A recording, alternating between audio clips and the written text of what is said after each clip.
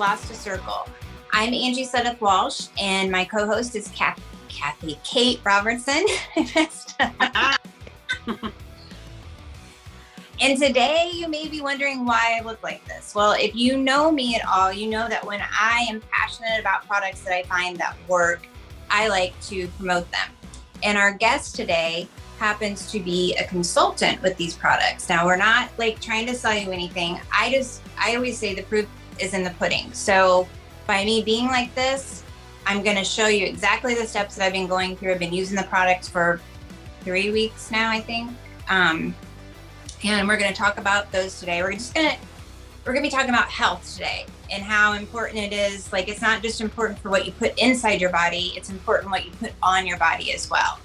So our guest today is Lisa Wheat, and her and I have been friends since high school. So I trust her with this stuff. So what I have on right now is the charcoal facial mask.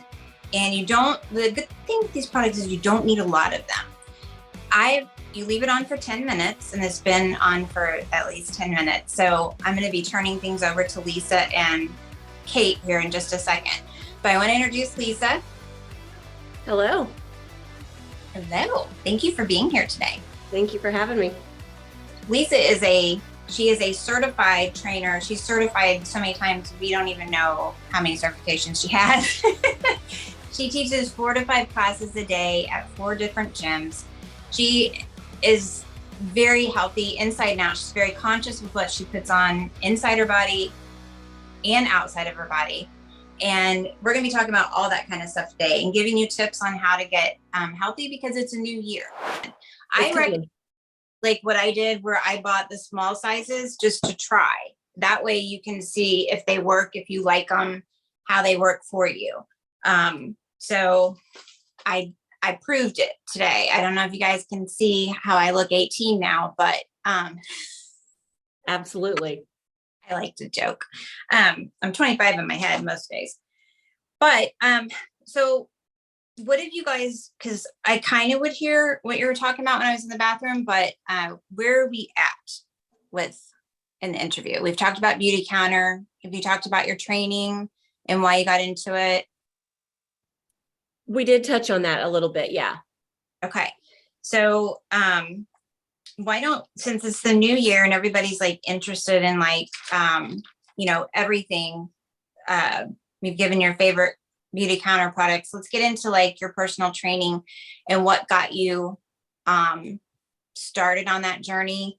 And also like with your sister, Amanda, like what you did there as a caregiver, because we don't normally get to hear about caregivers. We normally are the people that we're hearing from people that have stories like us where we were in an illness. So you want to start there? Sure. Fitness was always big on my list.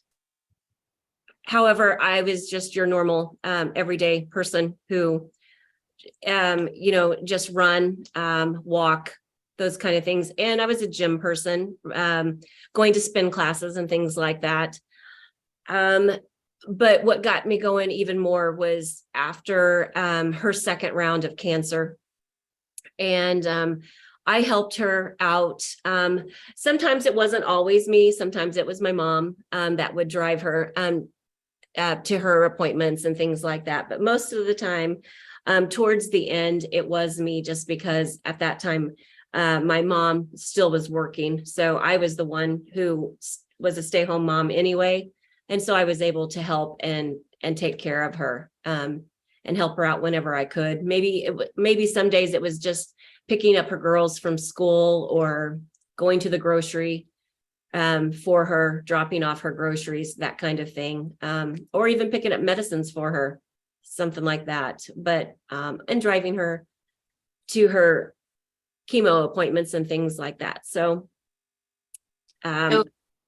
we know what it's like to go when you're the one that's sick, the mentality that you're going through. And you often don't think about, you do, but you don't really realize how your illness is impacting your caregiver, your family, your children, like everyone around you. And so why don't you talk to us about, like, from a caregiver's perspective, what you went through how you coped with all the emotions that you were having, because it was your sister, and, and give it some advice to caregivers and some tips that you found handy. I definitely made sure that my workouts counted. Probably they counted more than they ever counted. Sometimes I maybe had to change up my routine. I was more of a morning runner, so not early morning runner, usually mid-morning, 9ish. I was that person that liked to, just before, just enough time to have coffee, but just not quite breakfast yet. So I would run and get that done, then come home. Depending on what her schedule was or what needed to be done that day, or even my schedule, because, I still had my family to take care of too. So it just really kind of depended. But the days that were rough for her were also rough for me. So maybe that was a day that I maybe went out for an extra run or an extra long walk. So those runs and those walks was a wonderful outlet, just to let go of stress, or a good cry, an ugly cry at times. So I can't imagine what the people thought of me driving down the road, seeing this woman running and crying at the same time. But it really did. It helped for me mentally, just to be able to be strong for her, because I didn't want her to see me upset. Right. And that's the thing, is that we're trying to be strong for everyone else when we're going through something like that. The caregivers are trying to be strong and have a boundary there, but it's affecting them. But what you were doing with the running, you were going out, you were exercising, which is great. You were detoxing, you were releasing by crying. I always call that a soul cleanse. You're grounding, because you were I don't know if I said that already, because for me, it's Friday too. So you're out in nature, so you were running, releasing, grounding. It was you're taking care of yourself. And that's the one thing too about when you're a caregiver, you can't put yourself last. You still have to take care of your needs and stuff first, so that you can take care of that family member or your spouse or whomever, your child, whomever it is that needs you. You've got to recharge your batteries somehow. Absolutely. Well, that's just it with physical fitness. And I see that on a daily basis. If you don't take care of yourself, who is going to? So it's just you. And when you take care of yourself, then you're better for the other people around you that you have to help out, or you never know who you're going to inspire along the way as well. So there's all kinds of facets of fitness that can be good for everyone. So what are some tips or advice that you would give to other caregivers out there that are going to be watching this, or even for people that, on the flip side, they're going through the illness and maybe they're not fully aware of that caregiver, what they're going through as well? What are some advice or tips that you can give? Well, obviously, just be present for the person that you're working with, or it could be a nurse, it could be a hospice person. Those hospice people, I can't imagine dealing with that on a daily basis. So I know what they see, because we've had to deal with hospice people so many times now in my life. And wow, they're saints, honestly, because gosh, that's a tough role to have to be in, and to be present for the families there as well. But obviously you're going to carry a whole lot. Don't forget to do things for yourself. Don't give everything up and push everything away just to help out, because that's not going to help you either. But taking care of yourself still will help take care of that other person. Eat right, try to get the sleep that you can, relax, take those 5-10 minutes of meditation or relaxing. I teach a yoga class a yoga based class 3 times a week as well. And I laugh because half of my class will stay for the meditation at the end, but then the other half of the class busts out. So I always say before they get to bust out of my class, if you're trying to get out of here, you're the person that needs this the most. You need to stay, take that 10 minutes for yourself and just be still and just relax. Just let your hair down for just 10 minutes and breathe. That is huge, huge. I mean, don't think about anything else. Just breathe.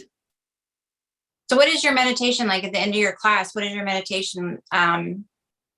Is it a guided meditation? Do you start them out with a guided meditation, or do you just like let everybody just be? I let them be at the end. I get them in the relaxation mode and set them. And then I'm quiet because I just I don't like to be that talky person and talk all through their meditation because I think sometimes some people like it, but some people do better just having that stillness and that quiet. There's music playing as is anyway. So, I usually just ask them to not lay there and think about the list that they have on their to-dos all day long. Just tuck it under the mat, leave it, because it'll be there when you get up.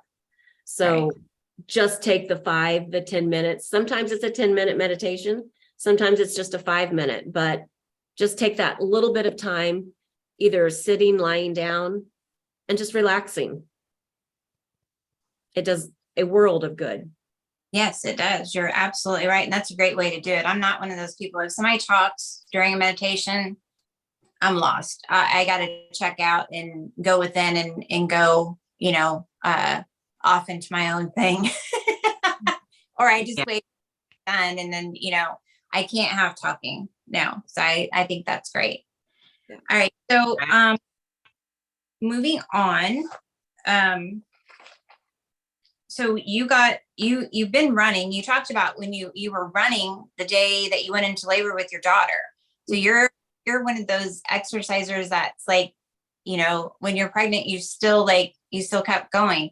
I think that's phenomenal because you've been exercising for so long, but like your sister's illness is what really kicked you in to gear, as well as you having your own illness pop up from the stress that you went through with her. So you want to talk about that a little bit? Yeah. I ended up most of my health and fitness journey was all just me and my own time. But when towards the end, when she was getting better the first time around, that's when I decided to go ahead and get certified in the things that I loved to do. Because I knew that the time would open up then and I had the time to do it. And so, then I ended up realizing that was my whole purpose. That was what I loved to do, which I never realized that's what I wanted to do until that happened. But, I'm forgetting where we're going with this already. So I got my certifications. Gosh, I got my certifications and then I never looked back from those. So what was the second part of the question? I'm sorry. You're right. I threw a lot at you and I wouldn't have been able to remember. I was talking about how the stress of what you went through with Mandy and her passing, of what brought out your own health challenges and how you dealt with those. You went totally like 100% holistic homeopathic as well with that. Well, actually what happened was I honestly thought that I had just kind of gotten a infection from dirty mats from the gym is what I thought. So when I went to the dermatologist over a couple spots on my legs that would never heal, they took a chunk of it out and removed it, and it still didn't heal. So then I went back and after, I would say, gosh, a month of this, that, usually a wound's going to heal fairly quickly, at least a week or so, but these wounds were not healing and they were just kept getting worse. So I was concerned, went to the dermatologist, and then, he realized that I had he asked what has happened in my life. Have I had any stress? And I just laughed because I went, yeah, yeah, I've had stress. And so I go, but probably no more than the normal person. And so then he asked what had happened. And then I told him about what happened. And he said, it makes perfect sense now. He said, you have psoriasis. And he said, you have not only one type, but you have two types of psoriasis. So you have plaque psoriasis, and you have the psoriasis that leaves little bumps all over the skin that just are annoying and ugly. And so from a person who always had clear skin and really actually pretty decent skin, now I'm dealing with all this on me. So, you would see it on my legs, you would see it sometimes in my scalp, my arms, everywhere. And so he wanted to put me on a medication that would cause me to have to get my blood drawn monthly. And I said, no way, that's just not going to happen. And so I asked him at that point, I said, what can I do other than taking the medication? And he gave me several different types of topicals to choose, or to use and change things up to see what would work. None of them worked. So I decided to do my own research, and that was cleaning up my eating, cleaning up what I put on my skin, all the way to, no fabric softeners. I only used wool dryer balls, and I only use a vinegar-based detergent. So it was so many things that I had to do to clear up my skin, from chemicals, from eating, moisturizing, whatever it was that I was using, all that had to be changed. And that's what I did. So that's what got me on this path to health, wellness, and trying to stay as clean as I can possibly be. Tell us about your dietary habits. Went through and I probably forgot to tell you this too. I went through a period of where I did a lot of juicing with vegetables and fruits, and I still do. But I don't do it, just do that. I kind of supplement versus taking supplements. So I use the fresh vegetables and stuff to add to my diet. So if I'm having lunch, having your protein and your vegetables, I might throw in a green drink as well and drink that to get just the amount of calories that I expend in a day. I can't possibly eat everything that I need to have to replace what I burn. So most days, that's what I do, is drink a green or a beets. I drink beets a lot just because they're a great liver detoxifier, and actually a detoxifier for the whole body. So they cuts down on the inflammation. So those are the things that I do. I threw out anything that was in a box or that was processed. So most days, it's just meat and vegetables that come home with me, and water. I haven't drank soda in 25 years. Yeah. So. Miss Dr. Pepper drinker there. I cheated and had one last night. Like I went for years, and I mean, when I have one now, like it doesn't, it used to burn really badly in my esophagus when I was on treatment, but like now I can have one and it's like, yeah, it tastes good. But then like, I'm like about, I don't know, a quarter of the way through or whatever, and I'm already done with it. So it's just like those little bitty cans are perfect if you just want to have, but I rarely have soda. So I went years without it. So it's definitely like when you change everything, just like I've done the juicing stuff, I was doing it where I was doing it twice a day and then having a smoothie as well, and then having a balanced dinner.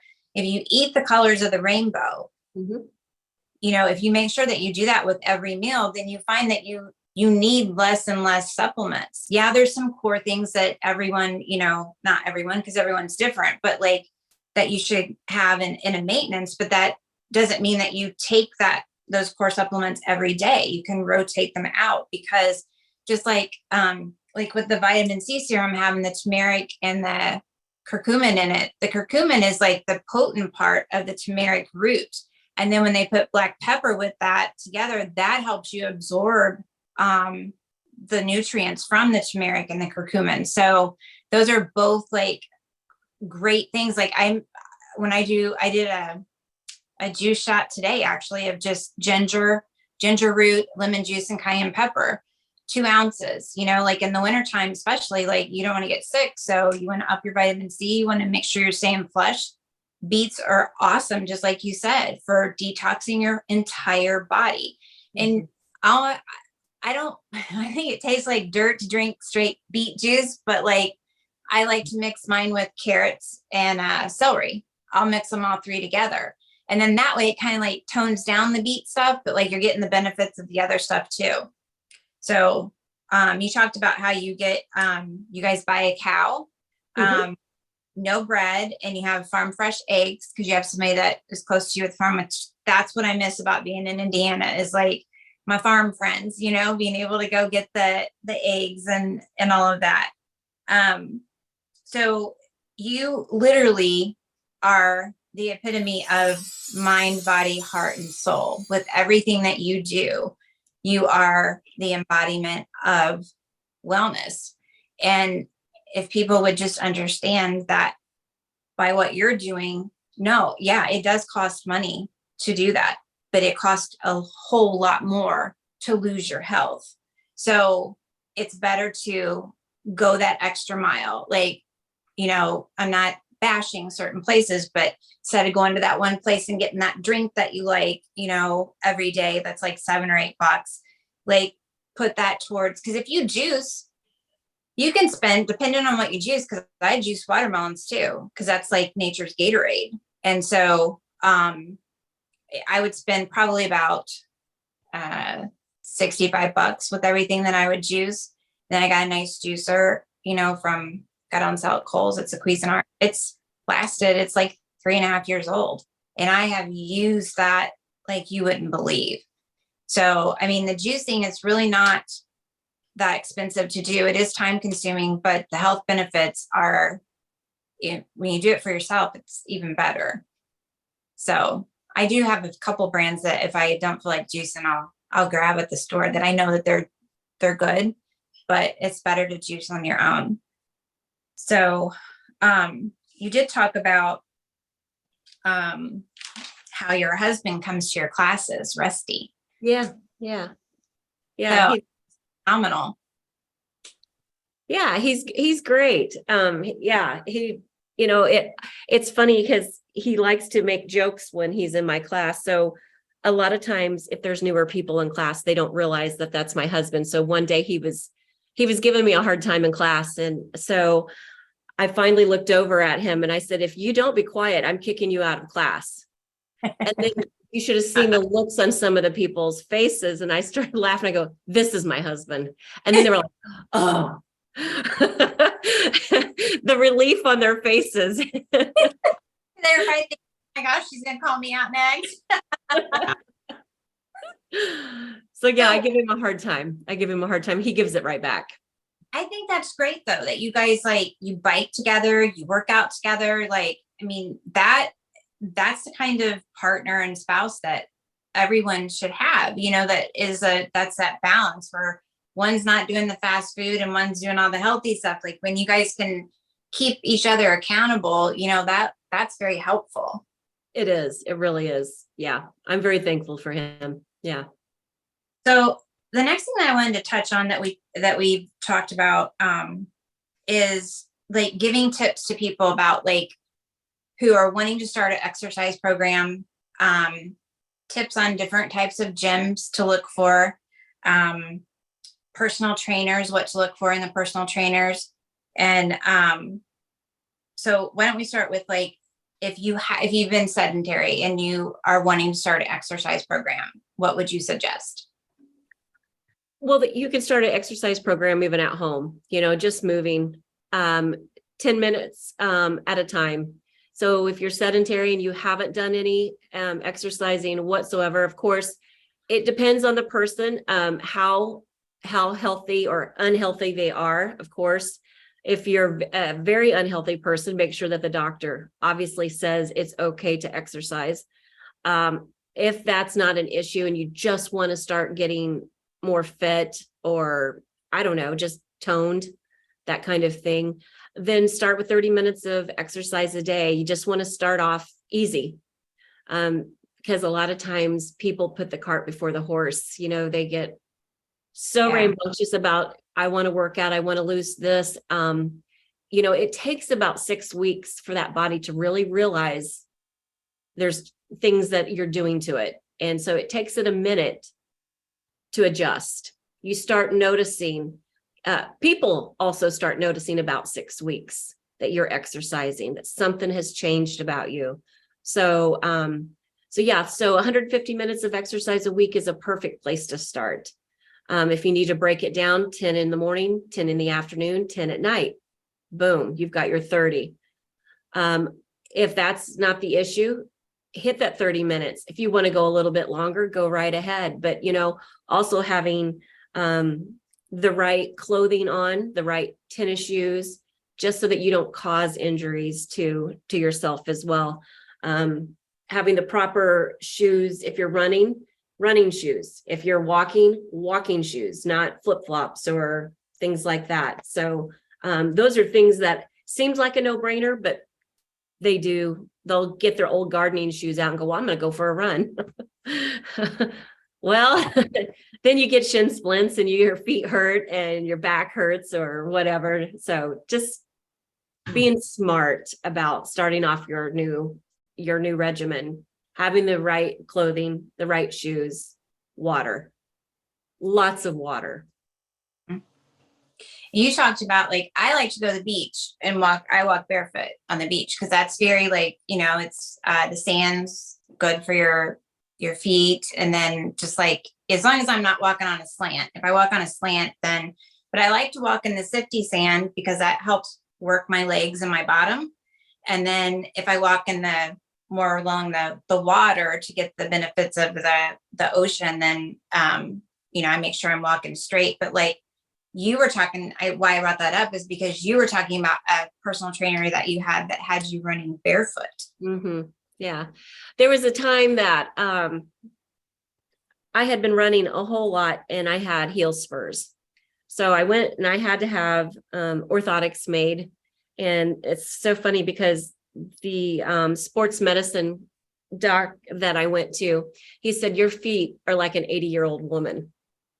And so, of course, I was in my 20s then. And so you don't want to hear that. And of course, I was in pain. I'd have to come home from a run, ice my feet, put my feet up, go through all that junk. So anyway, so I ended up lucking onto this personal trainer at one of the gyms that I was at. And he was from South Africa and he was big on running, but he was also big on preventing injury and strengthening things. So, which shined a lot of lights on where I wanted to go with my physical fitness and where I am today.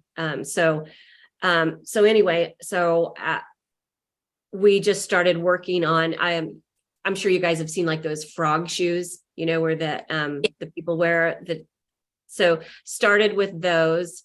And then we would take little bouts of just running completely barefoot and landing properly, your gait, working the gait of your run properly. So there's a lot of things that go into that, which seems like, well, just go run. But, some people are a heel striker or some people are tippy toes, or, it's just, there's all kinds of things that people do. And I'm sure you've seen people run weirdly. And you're thinking, okay, or you'll see some people that when they run, they just look like a beautiful gazelle. And they just look like, oh, they could run forever. And I'm like, I love those people. I'm so envious of those people. I wasn't that person. Are you a Phoebe runner? Phoebe from What Friends. was I? What? A Phoebe runner. You remember Phoebe from Friends where she was? Yeah. I actually was the heel striker. That's why I mentioned that. So that's why my heels were so bad. So I had to learn to run properly. I had to learn to run on my forefoot. And so that's what you have to do in order to not go heel toe, to go ball of the foot and then let the foot rock forward. So yeah, so it took a minute for me to get used to that. And and I can do that. And still to this day, I'm still teaching a running based class twice a week. Thank you for joining us on Celeste's Circle. Join us next week with Lisa Wheat again, personal trainer and beauty consultant, as she discusses her journey as a caregiver for her sister who had metastatic breast cancer and how it made her change her life for the better. You can catch us right here on Celeste's Circle YouTube channel, or you can go to our podcast and listen if you prefer. Also, Celeste's Circle, available on Spotify, iTunes, Google Podcasts, Anchor.fm, and more. Don't forget to like, share, and subscribe to our YouTube channel. And make sure you hit that bell notification so that you get notified whenever we upload a new episode. So until next time, thanks for watching and listening. We'll catch you around the bonfire. Don't forget the marshmallows.